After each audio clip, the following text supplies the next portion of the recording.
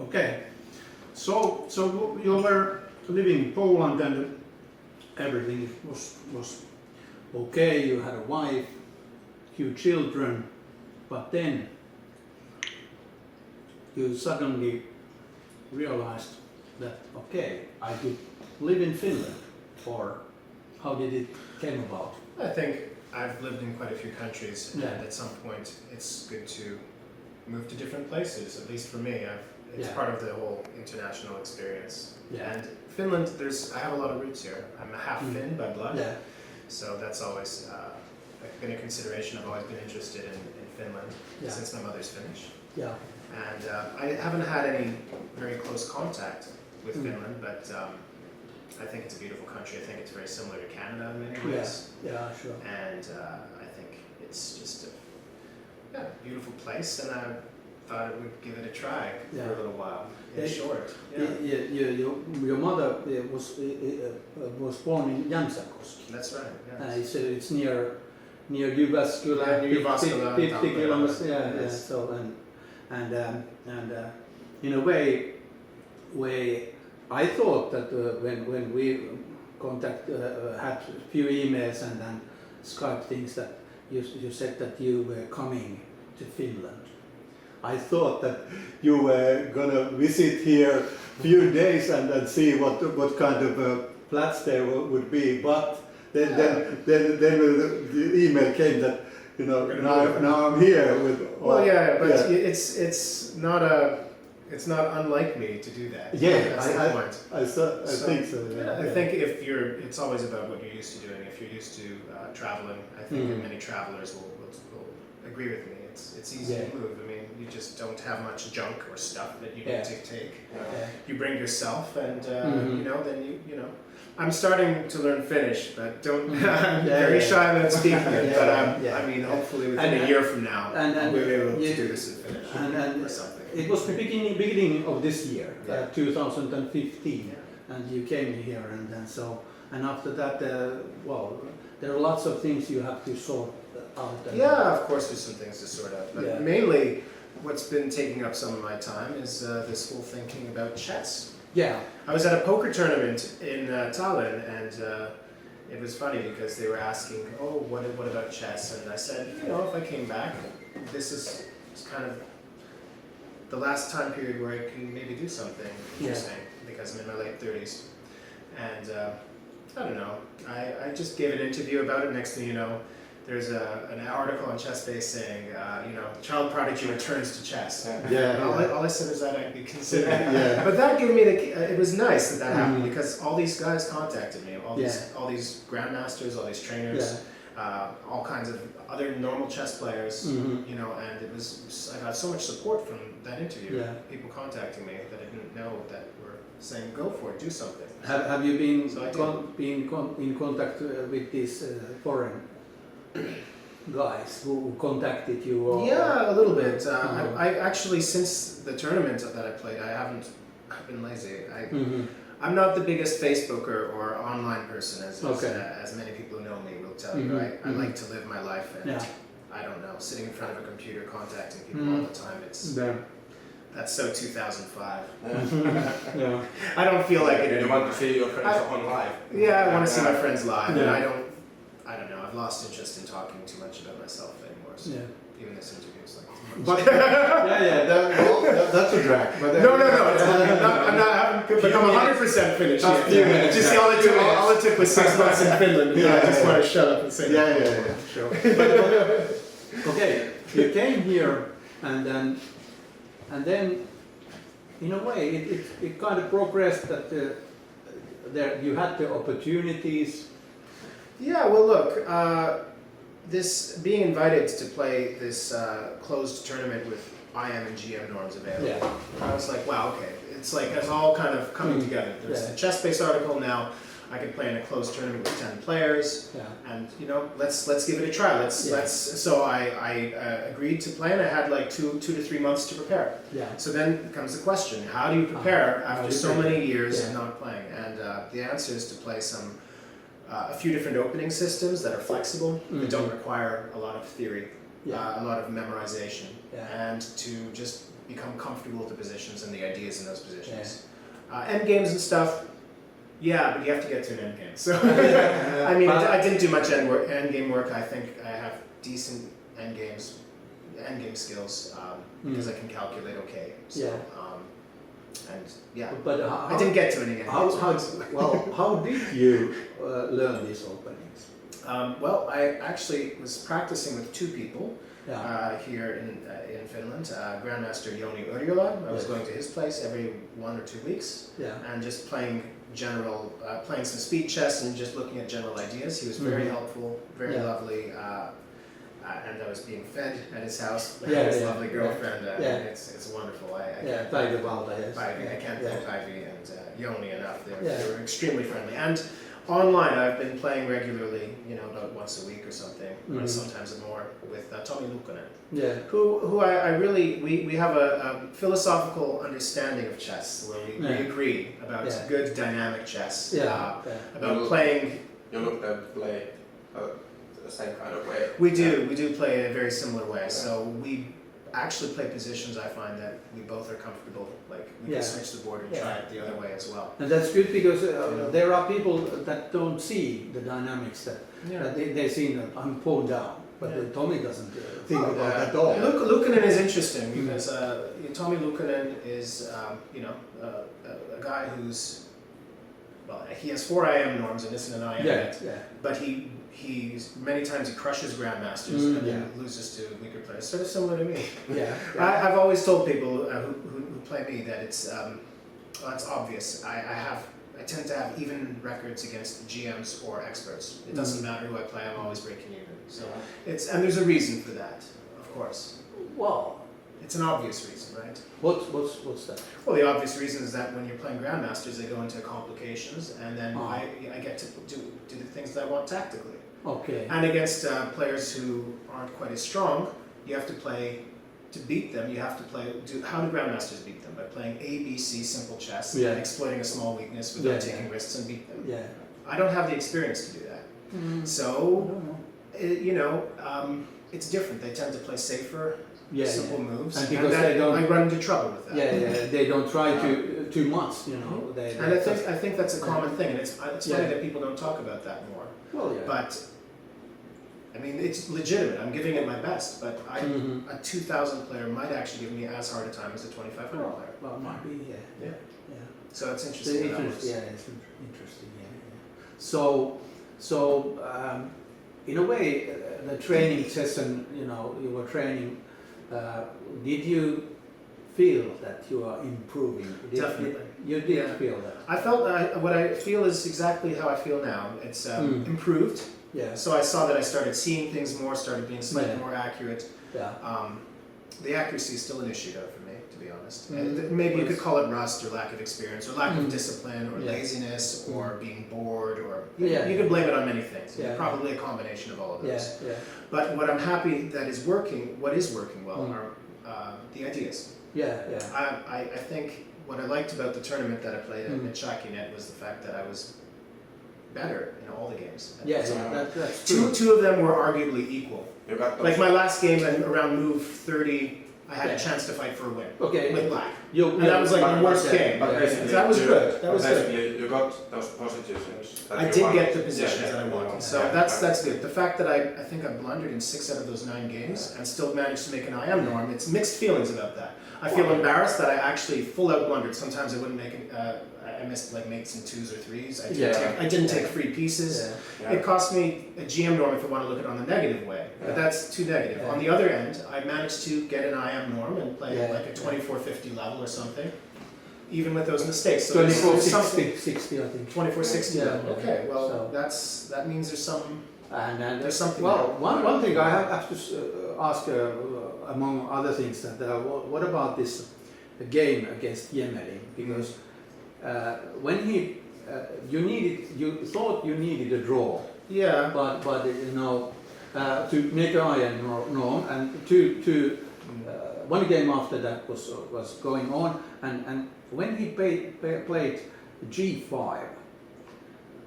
Can you remember? He played G5, and I had a very tough decision to make then. But in a way, I thought that there was some kind of a drawing combination where you There were a lot of chances. where you get the B5 pawn. Yeah. But- There were different. I was obviously fighting for a win. Yeah, The point yeah. is this: if we're talking about IM and GM norms, Yeah. IM norms. I mean, I think it's quite clear. There's a huge difference between being a 2400 player and 2500 player. Yeah. Certainly for someone of my level, a 2400 level is close to what I am already. Yeah. People know that. Yeah. So becoming an IM won't be an issue. Well, I can say think that so, confidently. yeah. I can. If I Yeah. like say I'm going to become an IM, that's a life goal. I can do that. Yeah. There's no But doubt. it's not. But becoming a GM is much harder. Yeah. World of difference there. So I had to fight for the GM norm. Yeah. So I went for the win, and you know. But It's a mistake. draw would have been Good enough for an IM title. Yeah, but yeah. What Well, is it? I just wanted to know what The you IM thought norm, and the so IM norm on. was not It- something I was going for. Yes. You Okay. know. Now I know. Yes. Well, I knew it already, but I just wanted to. You know. Yeah. I'm happy I got the IM norm. That's Yeah, great. that's good, But yeah. but I would like to become a weak grandmaster. No, Well, remember, that's Jeff, Yeah. grandmaster with tactics. Grandmaster with tactics. Yeah. That's right. So one thing it might be that you didn't realize that they are capable of making so bad mistakes, that you make moves too quickly. Well, no. The simple reason why I made a lot of the blunders in the early rounds was a horrible technical thing I would do. I would look at a position, and then once I got to that position, I would just immediately play my continuation instead of re-evaluating. Okay. And it's a stupid thing. It It's is, an yeah. amateurish thing, and Yeah. I'm sure as a kid I didn't even do that. So Yeah. I just But- decided by the time I was at like round 7 or something, Mhm. after I drew a game where I missed like a maiden 3 against a young Finnish player, I realized, okay, Yeah. I think I better just take my time a little bit Mhm. and check. And so that's solved forever. I'm not going to do that again. Yeah. So. I might make blunders, like I did blunder in the last game, but it was a tricky thing. You know, he found a very nice tactical shot, to be Yeah. honest. Yeah, So yeah. I can make those, but I'm not going to miss like one move, like take a free piece type of Mhm. thing. That's Yeah. too embarrassing. I'm not going to do that again, hopefully. Yeah. So. Not too often, I hope. Yeah. Yes. So that's about Shakkinet tournament. Any other thoughts about? Was there any surprises? Because in a way, when you see somebody play one game, you see their best games. But here you see them play lots of games, and in a way they seem human. Was there anything that you saw at 2500, 2600? Well, I saw consistency. Mm. It reminds me of golfers who, Yeah. who play for the fairways and Mm. play for par with a Yeah. remote chance of a birdie. Like they play conservative chess, Yeah. like you'd expect from players Yeah. who are professionals. Yeah. So Kind they of, waited. yeah. They waited for me to make mistakes, and Mm. but they did give me the opportunity to play the type of game I wanted. Mm. The thing is, once they start fearing your tactical ability, which I think they did at some point a little bit. Yeah. Now that sounds arrogant, but it's Yeah, fine. well- That's the only part of my game that's good. So I can Mm. definitely say that other parts of my game are lacking. So Mm. I'm an unbalanced player in that way. But tactics are good. Everybody knows that I'm dangerous tactically. Mm. That gives you a lot, because then when people start avoiding tactics, then they're having to avoid. They're Yeah. having to play non-optimally. They're playing it Yeah. slightly more passively, and that gives you even more initiative. So And- I think that was working well for me. And, Did you feel like after the first round game, that when you won camp, Yeah. I personally smell the blood, but did you notice that other players they respect you more after that? I thought And that. then they thought that you are actually quite dangerous. I think people played more or less the games that they would play. I think chess. I think maybe we overvalue how people play the game that they're used to playing, right? Yeah. So I think that most of my opponents played exactly the type of game which they were expected to play. Yeah. Chess is an honest game. There's no river card here. Yeah, no bluff. No bluff. People Yeah. played the games Yeah. that I could have expected. I think. Yeah. Some played a little better, and some played a little worse. But What chess players have their days. What were your expectations? It's funny because before the tournament, I thought it was funny. Before the tournament started, I thought, okay, I'm probably somewhere around the 2400 level, so I probably can expect something like 4.5 or 5 and a 9. Yeah. Realistically.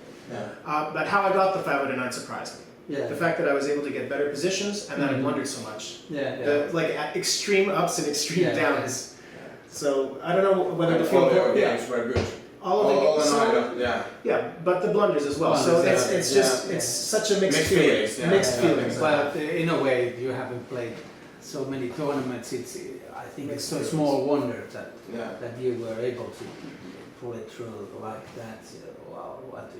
Wow, I was amazed. The last game was an interesting one. In fact, I think the games I was most interested in, are my 2 losses. The only losses of my tournaments. The tournament against the 2 GMs in the last 2 rounds. Because I had very good positions in both of them. I missed what would have probably ended up as a win around move 25 against Yellin. I played a rook lift instead of a queen lift, which would have been probably winning. And then in the last game, I missed my instinctual move of burning all my bridges on the king side of the pawns and going for a win. So, those are the games I learned the most from. Do you mean they were against grandmasters who were almost 2600, where I had really good chances for a win. So I don't care that I lost those. Kaido is very good as well. Yes. But are you thinking of doing short castle instead of long castle? Well, the short castling, I just, to be honest, it's a lack of experience. I played, it was my first time playing black end of the Kesäkuun classical, and I played bishop d6 by accident instead of bishop d7. I'm like, oh, bishop's supposed to go to e7 and castle short, of course. But instead I played bishop d6 and I had to improvise, which in that case I thought I have to play queen e7 and castle queen 7. The position was fine. Yeah, I think the position was fine.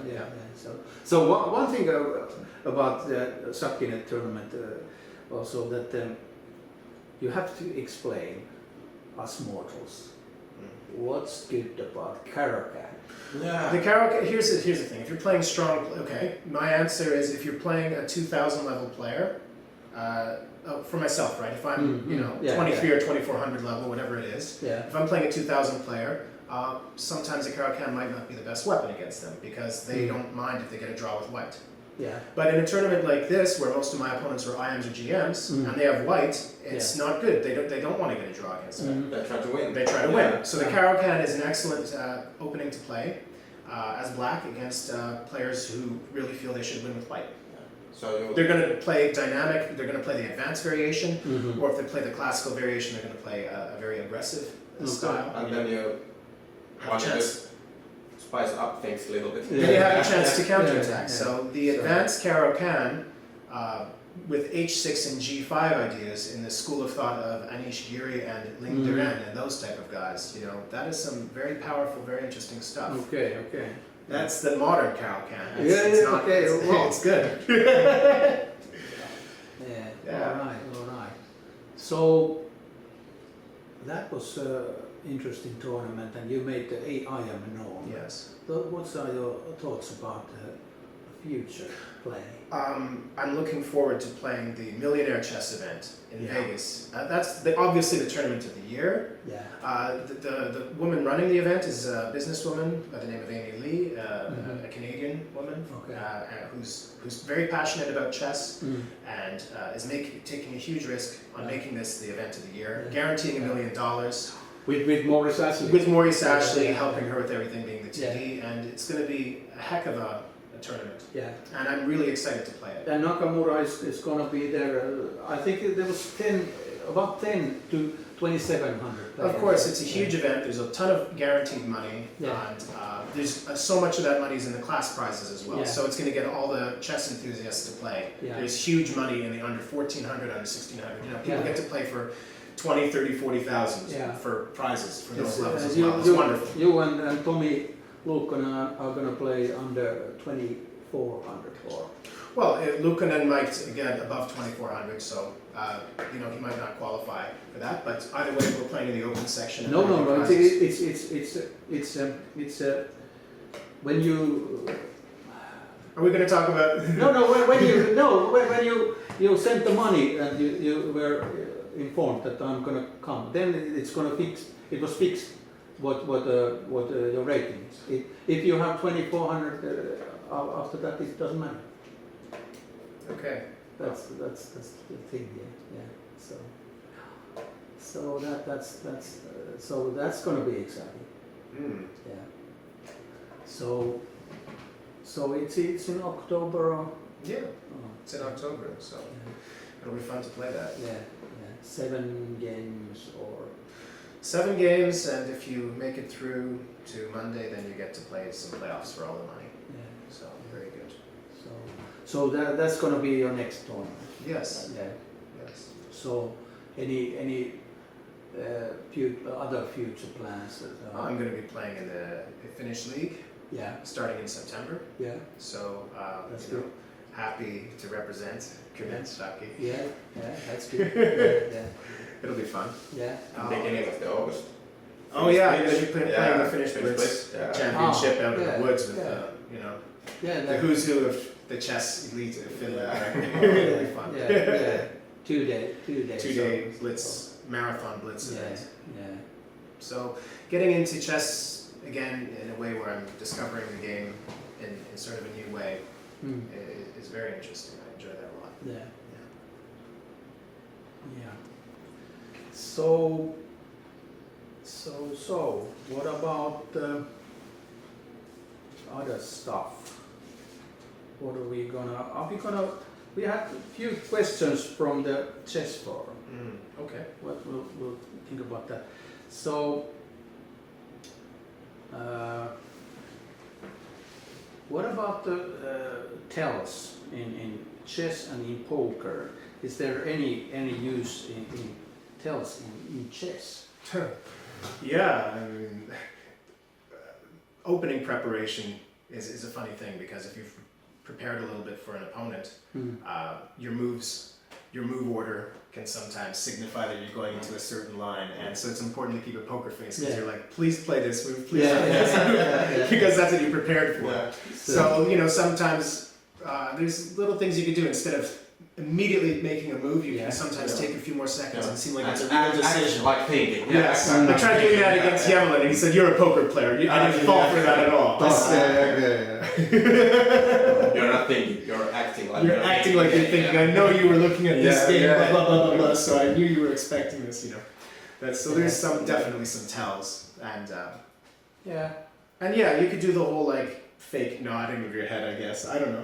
I don't think that really works at a higher level. People will spend their time and play the right move usually. But I think that the normal chess player doesn't think anything about it, but they don't even see Bottom line, that. if you're playing at the Millionaire Chess event Yeah. in October and you're playing for like $30,000 and you're like a 1600 player, I think the tells are extremely important. I think the shaking your head when you see that you could lose an exchange leads to actually the guy getting mated could work. Yes. So for most players, it's very important if they know how to use it. So this is related to this also. But is there any use in poker or something like that? Is there any use of poker in chess? I've actually, that's a good question, and I have answered it before because my way of looking at it is that certain sports are related. Like good athletic conditioning is important in sports in general, right? So if you want to go from one sport to another, the fact that you need to learn how to be calm, that you need how to not collapse when you're under pressure or when somebody scored a goal against you, all that mental toughness you need, and you also need the physical conditioning. And so in mind sports, as I like to call chess and poker, some things cross over. Absolutely. All the points, all the parts of discipline, rhythm, when things change in the game, and how to, like in chess, when to just fight for a draw and forget about the fact that you were winning, for example. Or in poker, the same thing. If bad beat, you're left with a quarter of your stack. To remember you're still in the tournament with a quarter stack. So all the sports psychology stuff is very similar in many ways. So yes. Then one more. How much time do you use to your chess training? I think an optimal amount is to play a few hours when you can. I can't really, with training, Yeah, maybe 3-4 hours. I don't feel like I'm digesting too much after that. Maybe if I was younger, Yeah. that Well, could be the case. are you talking about in a week or? Oh no, I'm talking about a session. I mean, Yeah. I could just play like a quick 1 hour game and slip in a 1 hour rapid game sometimes, or something like that. But it's better to sit down for like 3 to 4 hours if possible. Yeah. And I'm doing that a few times a week right now. Yeah. Yeah. So, and you are sure training for the millionaire chess. Yeah. I mean, it's very important. So I really look forward to that tournament. Yeah, It's yeah. going to be a heck of an event. Yeah, it will be. It's fast paced because it's 2 games in a day. 2 games a day. It's a brutal Yeah. schedule. Yeah. So I just need to have a balanced opening repertoire, and I'll play a whole bunch of different things. Yeah. So no one could really prepare for anything. Yeah. Well, how could they prepare? There's not many because games. there's not many. Oh, there's 9 games now in the database. No, and for the other guys, there are hundreds of games. You know. I mean, if players are below 2,300, I think they can expect me to play Sicilians, and I think if they're above 2,300, they can expect me to play Caro-Cans. Pretty straightforward stuff, isn't it? Yeah, sure. So we look one of your games. Sure. From the One shop. of your winning games. Yeah. Games. I will change the battery. Okay. Ah, okay.